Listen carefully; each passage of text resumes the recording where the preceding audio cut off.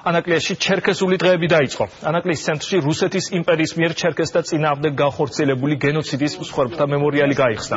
მათი ხსოვნის პატივსაცემად ზღვაზე გემებით გავიდნენ და წყალში წითელი ვარდები გაუშვეს. ღონისძიების მონაწილეები ზღვაში სიმღერით სწორედ იმ ადგილზე შევიდნენ, საიდანაც ჩერქეზული ოჯახები იძულებით ემიგრაციაში გაჰყავდათ. პარალელურად მიმდინარეობს გამოფენა, სადაც წარმოდგენილია ჩერქეზთა გენოციდის დამადასტურებელი საიდუმლო დოკუმენტები და წერილები. ჩერქეზული დღეების ფარგლებში იმართება სამეცნიერო კონფერენციაც თემაზე ჩერქეზთა გენოციდის აღიარების შედეგები. მოიწყო ტრადიციული ხელნაკეთი ჩერქეზული ნივთების გამოფენაც. ზეიმი განმუხურის ამფითეატრში გალა კონცერტით დასრულდება. დღევანდელ ღონისძიებებს ჩერქეზთა დიასპორის წარმომადგენლები ესწრებიან.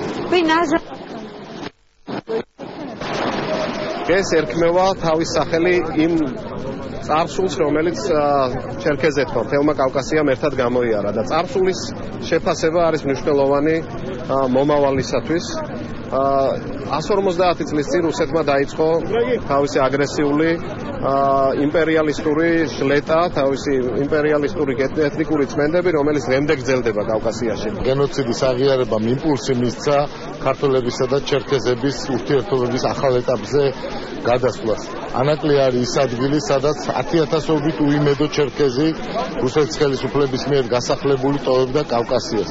და დღეს საქართველოს მეოხებით და საქართველოს წყალობით ანაკლია გადაიქცა იმ ადგილად, სადაც ჩერქეზები იბრუნებენ რწმენას და იმედს.